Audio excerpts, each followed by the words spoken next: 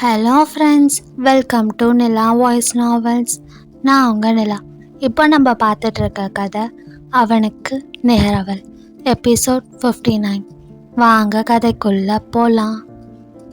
இங்கு வர்ஷினி மற்றும் வேதா இருவரையும் விடாமல் பிடித்து வைத்து கொண்டு அவர்கள் யார் என்று தெரிந்ததால் நாங்கள் எவ்வளவு சந்தோஷமாக இருக்கிறோம் என்று சொல்லி பேசி சிரித்து கொண்டிருந்தவர்கள் அவர்கள் அவரவர் ரூமிற்கு சென்ற பின் தன் மொபைலை எடுத்த அர்ஜுன் அடுத்த நொடி அழைத்திருந்தான் அவனின் அனிமாவிற்கு.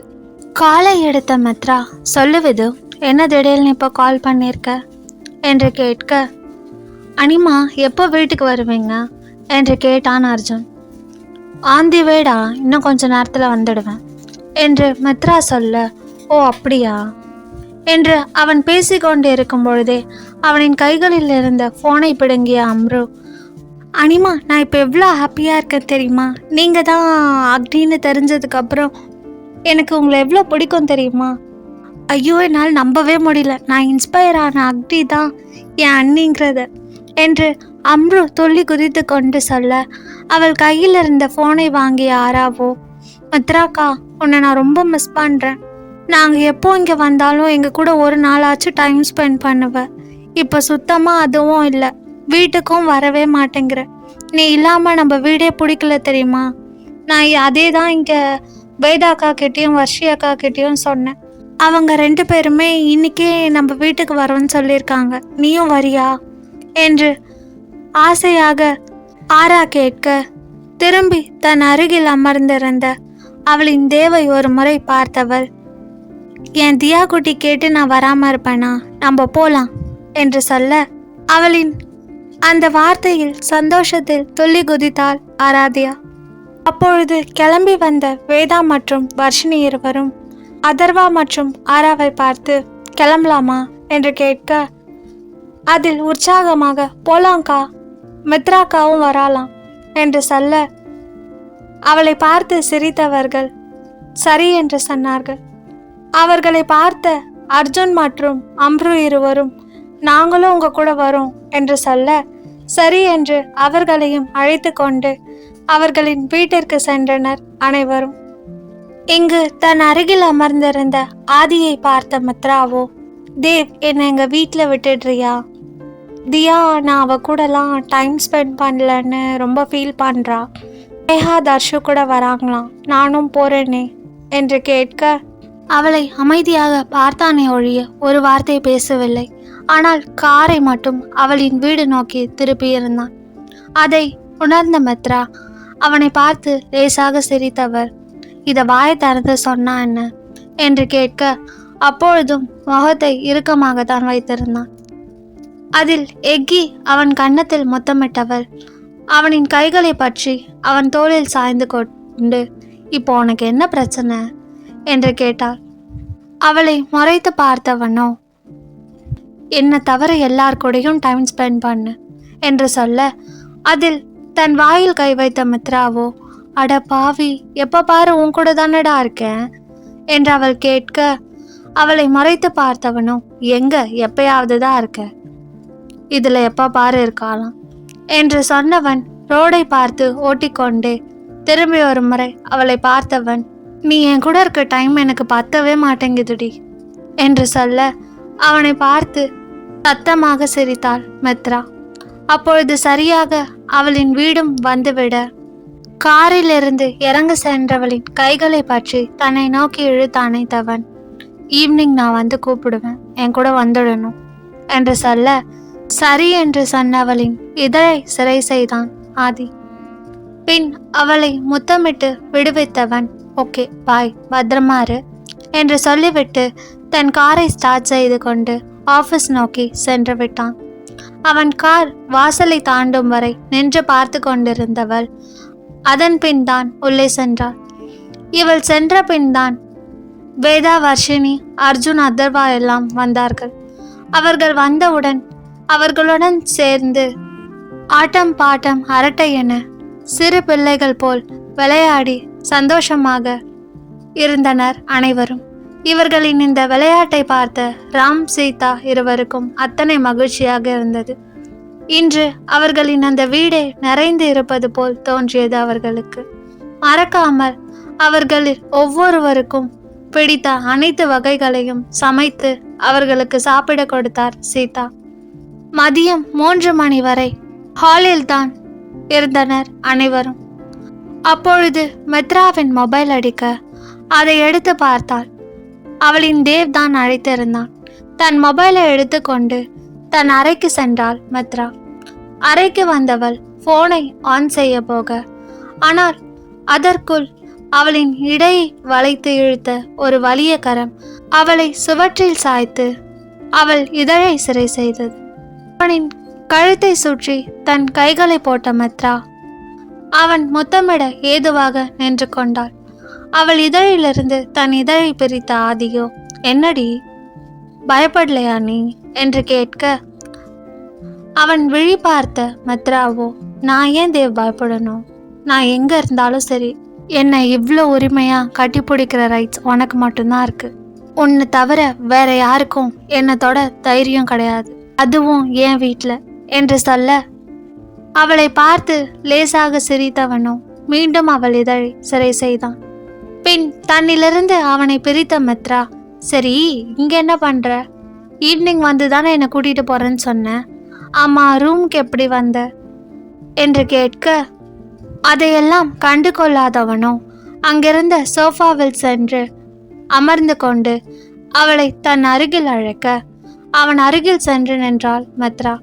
அவளின் கைகளை பற்றி இழுத்தவன் தன் மடியில் அமர வைத்து கொண்டு அவளை இறுக்கி அணைத்து கொண்டவன் அவளிடம், எனக்கு ஒரு இம்பார்ட்டன்ட் மீட்டிங் இருக்காமோ, அப்ராட்ல போயிட்டு வர 2 days ஆகும்.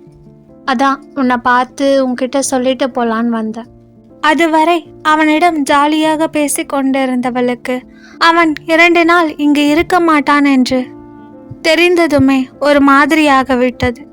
அவள் முகம் வாடியதை பார்த்தவன் அவள் முகத்தை தன் கைகளில் ஏந்தி, என்னாச்சுடி என்று கேட்டான். உடனே அவனை பார்த்து சிரித்தவள், ஒன்றும் இல்லை, எப்போ கிளம்புறீங்க என்று கேட்க, இன்னும் 1 hourல என்று சொன்னவனோ அவளின் கழுத்தில் முகம் புதைத்து கொண்டான்.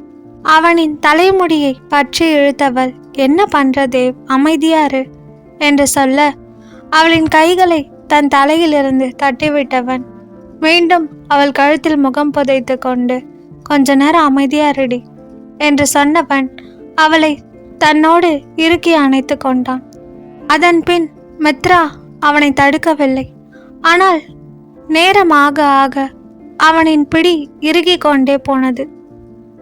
அவளை தன்னுள்ளே புதைத்து கொள்வேன் என்ற அளவிற்கு அத்தனை அழுத்தமாக அவளை அணைத்திருந்தான் ஆதி. எங்கு விட்டால் அவள் சென்று விடுவாள் என்பது போல் இருந்தது அவனின் அணைப்பு. அதை மித்ராவும் உணர்ந்தே இருந்தாள்.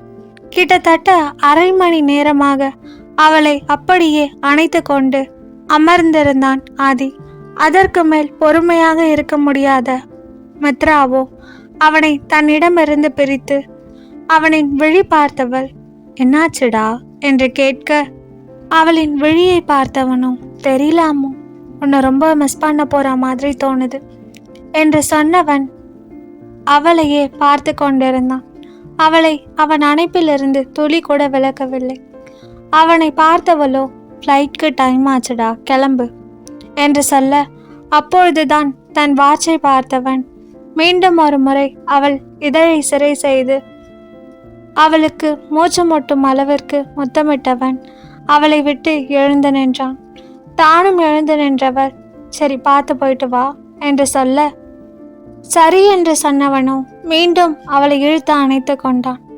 அதில் கடுப்பான மித்ராவோ, முதல்ல கிளம்புடா என்று சொல்ல, என்னன்னு தெரியலடி, ஒரு மாதிரி இருக்கு, உன்னை விட்டுட்டு போக மனசே வர மாட்டேங்குது என்று சொல்ல, அவனை பார்த்து லேசாக சிரித்தவளோ அவனை நெற்றியில் முத்தமிட்டு விட்டு, அமைதியா போடா, 2 days தானே, இப்படிங்கிறதுக்குள்ள போயிட போகுது, உனக்கு டைம் கிடைக்கும் போதெல்லாம் எனக்கு கால் பண்ணு என்று சொல்ல, சரி என்று தலையசைத்தவன் தானும் அவள் நெற்றியில் முத்தமிட்டு விட்டு அங்கிருந்து பால்கனி வழியாக கீழே இறங்கி சென்று விட்டான். செல்லும் பொழுது கூட அவளையே தான் திரும்பி திரும்பி பார்த்து கொண்டே சென்றான். அவனின் மனதில் ஏதோ ஒன்று உறுத்தி கொண்டே இருந்தது. மித்ராவும் அவனின் கார் அங்கிருந்து மறையும் வரை அவனையே தான் பார்த்து கொண்டு நின்று கொண்டிருந்தாள். இங்கு காரில் சென்று கொண்டிருந்தவனின் மனமோ சொல்ல முடியாத ஒரு உணர்வில் தவித்தது.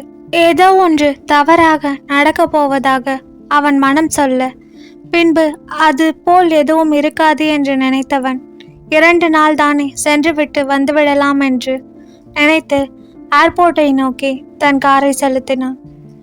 ஆனால் அவன் திரும்பி வரும்பொழுது அவன் அம்மு இருக்கவே மாட்டாள் என்று தெரிந்திருந்தால் இப்பொழுது சென்றிருக்க மாட்டானோ என்னவோ. அன்று இரவு அனைவரும் மித்ராவின் வீட்டிலே தான் தங்கினார்கள். அடுத்த நாள் காலை எப்பொழுதும் போல் ஹாலில் அமர்ந்து பேசிக்கொண்டிருந்தார்கள். மித்ரா, வேதா, வர்ஷினி, அதர்வா, அர்ஜுன், அம்ரு, ஆரா, ராம், சீதா அனைவரும். அப்பொழுது ஆரா, அம்ரு இருவரும் வெளியில் எங்காவது செல்லலாமா என்று கேட்க அனைவரும் சரி என்று சொல்லி கிளம்பினார்கள். ஆனால் மித்ரா மட்டும் ஆதியின் நினைவிலேயே மூழ்கியிருந்தவள் தனக்கு தலைவலிப்பதாகவும் நீங்கள் மட்டும் சென்றுவிட்டு வரும்படி சொல்லிவிட சரி என்று அவளை ரெஸ்ட் எடுக்கும்படி சொன்னவர்களோ அவர்கள் மட்டும் சென்று விட்டார்கள். மித்ராவை பார்த்து கொள்வதற்காக சீதா, வேதா, வர்ஷினி என்று யாராவது ஒருவர் இருப்பதாக மூவரும் மாறி மாறி சொல்ல, ஆனால் அதை மறுத்தவளோ நான் என்ன குழந்தையா என்று கேட்டுவிட்டு அவர்களையும் அவர்களுடன் சேர்த்து அனுப்பி வைத்தாள். பின் தன் ரூமிற்கு வந்து அமர்ந்திருந்தவளின் நினைவு முழுவதும் அவள் தேவே நிறைந்திருந்தான். அவளுக்கு அவள் ஆதியிடம் பேச வேண்டும் போலிருந்தது. அதனால் அவள் அவனுக்கு அழைக்க, ஆனால் அவனோ ஒரு இம்பார்ட்டன்ட் மீட்டிங்கில் இருந்ததால் அந்த காலை அட்டன் செய்யவில்லை. சரி, அவன் பிஸியாக இருப்பான் என்று நினைத்தவள் அமர்ந்து கொண்டிருக்க, அப்பொழுது திடீரென்று அவள் மொபைல் அடித்தது. ஆதியாகத்தான் இருப்பான் என்று நினைத்தவள் அவள் போனை எடுத்து பார்க்க, அதிலோ ஆர்கே பேலஸின் லேண்ட்லைன் என்று காட்டியது. அதில் குழம்பியவள் காலை அட்டன் செய்து காதில் வைக்க, வீட்டிலிருந்து ஒரு சர்வன்ட் தான் பேசினார். மேம், இங்க ஜானகி மேம் மயங்கி விழுந்துட்டாங்க. ஜோதி மேடம் மட்டும்தான் கூட இருக்காங்க. அவங்களுக்கு என்ன பண்றதுன்னு தெரியலையா. உங்களை உடனே ஃபோன் பண்ணி வர சொன்னாங்க என்று அந்த சர்வன்ட் பதற்றமாக சொல்ல, அதில் தானும் பதறியவள் சரி ஓகே நான் வரேன் என்று சொன்னவள் வேகமாக கீழே வந்து தன் காரை எடுத்துக்கொண்டு ஆர்கே பேலஸ் நோக்கி சென்றாள். அங்கே வந்த மித்ரா தன் காரை வாசலிலேயே நிறுத்திவிட்டு வேகமாக உள்ளே செல்ல, அங்கே ஹாலில் ஜானகி மயங்கிய நிலையில் கடந்தார். அவர் பக்கத்தில் ஜோதி என்ன செய்வது என்று தெரியாமல் அமர்ந்து கொண்டிருக்க, வேகமாக அவர்களின் அருகில் சென்ற மித்ராவோ ஜானகிக்கு என்ன ஆயிற்று என்று பார்த்தாள். பின்பு ஜானகியை அந்த சோஃபாவில் நேராக படுக்க வைத்தவள் தான் கொண்டு வந்திருந்த ஒரு இன்ஜெக்ஷனை எடுத்து அவருக்கு போட்டுவிட்டு பின்பு ட்ரிப்ஸையும் போட்டுவிட்டாள். பின் அங்கே அழுது கொண்டு நின்றிருந்த ஜோதியை பார்த்தவள், ஒன்றும் இல்லை ஜம்மா, லோ சுகர் தான், பயப்படாதீங்க என்று சொன்னவள் சிறிது நேரம் அமைதியாக அமர்ந்திருக்க, கொஞ்ச நேரத்தில் கண்விழித்தார் ஜானகி. அதை பார்த்த பின் தான் ஜோதிக்கு நிம்மதியே வந்தது. பின் ஜோதியிடம் அவருக்கு சாப்பிட ஏதாவது கொடுக்கும்படி சொன்னவள் அங்கிருந்து கிளம்பி வெளியில் வர, அப்பொழுதுதான் பதற்றமாக ரத்னவர்மாவும் கிருஷ்ணவர்மாவும் வந்து கொண்டிருந்தார்கள். அவர்களிடமும் ஒன்றுமில்லை என்று சொன்னவள் கிளம்புவதாக சொல்லிவிட்டு தன் காரில் ஏறினாள். அப்பொழுது அவளுக்கு வேதா அழைத்திருக்க, காலை அட்டன் செய்த மித்ரா அவளிடம் பேசிக்கொண்டே கார் ஓட்டி கொண்டிருந்தாள்.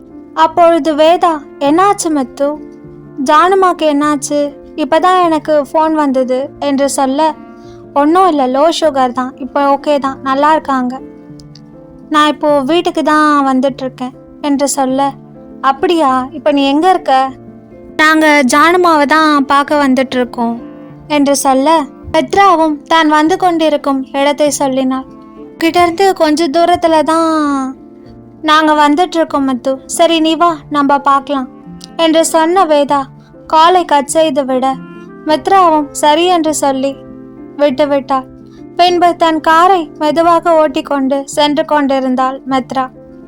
மித்ராவின் கார் தூரத்தில் வருவதை பார்த்த வர்ஷினியும் வேதாவிடம் சொல்ல, அதற்கு தலையசைத்த வேதாவோ மித்ராவின் காரை நோக்கி தன் காரை ஓட்டினார். அப்பொழுது பின்னால் இருந்த ஆராவோ வேகமா போக்கா என்று சொல்ல, சரி என்று சிரித்தவள் முன்னாடி திரும்ப, அந்த நொடி கேட்ட சத்தத்தில் அனைவரும் உறைந்து போயினர். வேதாவோ வேகமாக சடன் பிரேக் போட்டார்.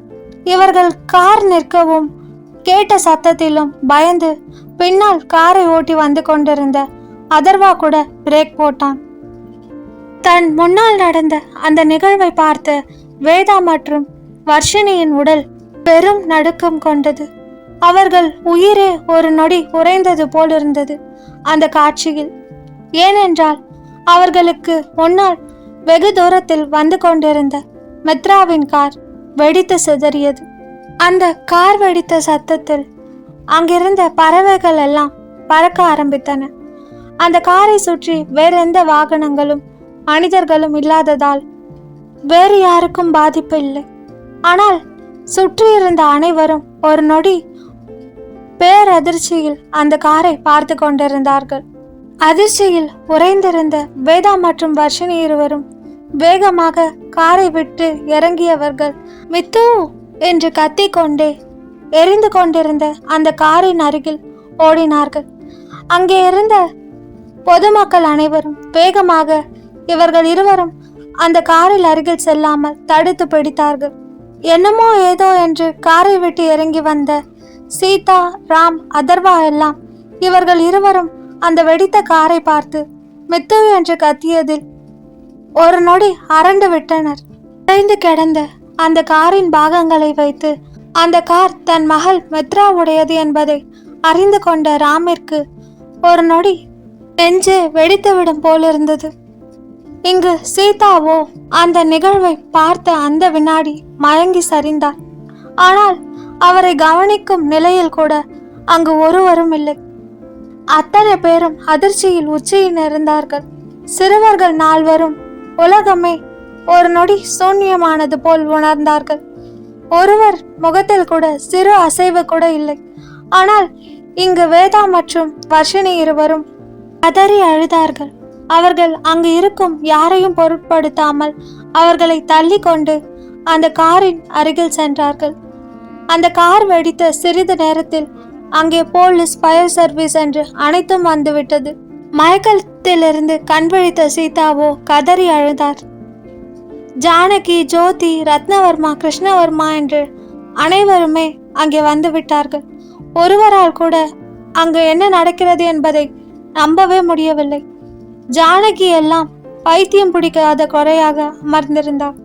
சற்று நேரத்திற்கு முன் நன்றாக தன்னிடம் பேசிவிட்டு வெளியில் சென்றவள் இப்பொழுது இந்த உலகத்திலேயே இல்லையா என்று நினைக்கும் பொழுது அவருக்கு இதயமே வலித்தது. ஒருவேளை தான் மட்டும் மயங்கி விழாமல் இருந்திருந்தால் நிச்சயம் அவள் வீட்டிலிருந்து வந்திருக்க மாட்டாள். அவளின் இந்த நிலைக்கு தான் காரணம் என்று தன் மேலேயே குற்றம் சுமத்தி கொண்டார் ஜானகி. இங்க சீதா, ஆரவ், அர்ஜுன், ராம், ரத்னவர்மா, கிருஷ்ணவர்மா, அம்ரு எல்லாம் கதறி அழுது கொண்டிருக்க, ஆனால் முன்பே கதறி அழுத வேதா மற்றும் வர்ஷினி இருவரும் ஏதோ பித்து பிடித்தவர்கள் போல் சிலை போல் அமர்ந்திருந்தார்கள். வெடித்து சிதறிய அந்த காரை பார்த்து கொண்டே விஷயம் கேள்விப்பட்டு வேகமாக அங்கே வந்தனர் துருவன் மற்றும் சர்வா இருவரும். அவர்களாலேயே அதை தாங்கிக் கொள்ள முடியவில்லை. அங்கிருந்த தன் மனைவிகளின் நிலையை பார்த்தவர்கள் வேகமாக அவர்களின் அருகில் சென்று அவர்களை அணைத்து கொள்ள, ஆனால் அவர்களிடமோ ஒரு சிறு அசைவு கூட இல்லை. அவர்களின் நெஞ்சம் மிகவும் வலித்தது. அவர்களாலேயே இதை தாங்கிக் கொள்ள முடியவில்லை. அப்படி இருக்கையில் இவர்கள் எப்படி தாங்குவார்கள்? அவள்தான் தங்களின் உலகம் என்று வாழ்ந்தவர்களாயிற்று. இருவரும், சர்வா மற்றும் துருவன் இருவரும் என்ன நிலையில் இருக்கிறார்கள் என்று கூட தெரியவில்லை. அவர்களுக்கு கண்ணை மூடும் பொழுதெல்லாம் அவள் கண் முன்னால் அண்ணா அண்ணா என்று வந்து நின்றதுதான் நினைவு வந்தது. கம்பீரமாக 2 பெரிய சாம்ராஜ்யங்களை ஆட்சி செய்யும் அவர்களின் கண்களில் கூட கண்ணீர் வந்தது. அந்த காரில் இருந்த அனைத்தும் வெடித்து சிதறி இருந்தது. சின்ன சின்ன பொருளிலிருந்து அனைத்தும் அத்தனை பவர்ஃபுல்லான ஒரு பாமை அதில் ஃபிக்ஸ் செய்திருப்பதாக போலீஸ் சொல்ல, ஆனால் அது எதுவும் அவர்களின் காதில் விழவே இல்லை. விஸ்வா கூட அவர்கள் சொன்னதை கேட்டு கண்ணீரில் மூழ்கிதான் நின்றிருந்தான். என்னதான் அவனுக்கு அவளிடம் பெரிதாக பழக்கம் இல்லை என்றாலும் அவர்களின் முதல் சந்திப்பிலேயே அவள் அவ்வளவு பெரிய ஆளாக இருந்தும் கூட அந்த சிறுவனுக்கு சிரித்த முகமாக அவள் உதவி செய்தது இப்பொழுதும் அவன் கண் முன்னே இருந்தது. வெடித்து சிதறிய அந்த காரை ஆராய்ச்சி செய்து முடித்தவர்கள் அந்த காரில் ஒரே ஒரு பெண் மட்டும்தான் இருந்ததாகவும் அவள் உடலும் காருடன் சேர்த்து பல துண்டுகளாக வெடித்து சிதறியதாகவும் சொல்ல, அதை கேட்ட அத்தனை பேரும் கதறி அழுதார்கள். ஆனால் அப்பொழுதும் கூட வேதா மற்றும் வர்ஷினியிடம் எந்த ஒரு உணர்ச்சியுமே இல்லை. சில மணி நேரம் கழித்து அந்த காரில் சிதறி இருந்த அந்த உடல் பாகத்தை மட்டும் ஒரு மூட்டை போல் கட்டி கொடுக்க, அதை பார்த்தவர்களின் நெஞ்சமே ஒரு நொடி வெடிப்பது போல் இருந்தது. அதை பார்த்த நொடி மித்ராவின் கள்ளம் கபடமில்லாத குழந்தைத்தனமான சிரிப்பு அவர்கள் அனைவருக்கும் நினைவு வர, அதில் ஒவ்வொருவரும் உயிர் வலியில் உயிரற்ற உடல் போல நின்று கொண்டிருந்தார்கள். ஆதி ஃபாரினில் இருப்பதாலும் அவன் வர லேட் ஆகும் என்பதாலும் அவர்கள் கொடுத்த மித்ராவின் உடல் பாகத்தை வைத்து அவளுக்கு செய்ய வேண்டிய அனைத்து இறுதி மரியாதைகளையும் ஆதி இல்லாமல் குடும்பத்தினர் அனைவரும் செய்து முடித்தார்கள். இங்கு மீட்டிங் முடித்து வெளியில் வந்த ஆதி அப்பொழுதுதான் மித்ரா அவனுக்கு கால் செய்திருந்த அந்த மிஸ்டு காலை பார்த்து திரும்பி அவளுக்கு அழைக்க போக, ஆனால் அவளின் நம்பரோ சுவிட்ச் ஆஃப் என்று வந்தது. அதில் குழம்பியவன் வேதா, வர்ஷினி, சர்வா, துருவன் என்று அனைவருக்கும் அழைக்க யாருடைய மொபைலும் ஏற்கப்படவில்லை. அதில் ஏதோ தவறாக இருப்பதாக உணர்ந்தவன் வேகமாக தன் இன்டெலிஜென்ஸ் டீமிற்கு அழைத்து அங்கு என்ன நடந்து கொண்டிருக்கிறது என்று கேட்டவன் அவர்கள் சொன்ன செய்தியில் தன் தலையில் இடி இறங்கியது போல் அதே இடத்தில் உறைந்து நின்றான். மித்ரா உண்மையிலேயே இறந்து விட்டாளா? மித்ராவை தன் குடும்பத்தின் தேவதையாக பார்த்தவர்கள் அவள் இல்லாமல் எப்படி வாழப்போகிறார்கள்? ஒரு நாள் அவள் தன்னை விட்டு பிரிந்து இருப்பதையே தாங்க முடியாமல் கொட்டு மழை நடு இரவு என்று கூட பாராமல் அவளை தேடி சென்றவன் இனி அவள் அவன் வாழ்க்கையில் திரும்பி வரவே மாட்டாள். அவள் இறந்து விட்டாள் என்பதை எப்படி ஏற்றுக்கொள்வான்? ஆதியின் நிலை என்னவாக போகிறது? மித்ராவின் இழப்பை தாங்க முடியாமல் அதிர்ச்சியில் உறைந்து போயிருக்கும் வேதா மற்றும் வர்ஷினியின் நிலை என்ன? மித்ராவின் காரில் எப்படி பாம் வந்தது? இது மித்ராவை கொல்ல போட்ட திட்டமா? அப்படி என்றால் அவர்களுக்கு ஆதியின் பதிலடி என்ன? அம்மோ அம்மோ என்று அனுதினமும் அவளையே நினைத்து கொண்டிருக்கும் ஆதி இனி அவன் அம்மோ இல்லாமல் எப்படி வாழப்போகிறான்? இதை பற்றி மேலும் தெரிஞ்சுக்க நிலா வாய்ஸ் நாவல்ஸை சப்ஸ்கிரைப் பண்ணுங்க. இந்த ஸ்டோரி உங்களுக்கு பிடிச்சிருந்தா லைக் பண்ணுங்க, ஷேர் பண்ணுங்க அண்ட் மறக்காம சப்ஸ்கிரைப் பண்ணுங்க. பாய் ஃப்ரெண்ட்ஸ், நான் உங்க நிலா. நெக்ஸ்ட் எபிசோட்ல மீட் பண்ணலாம்.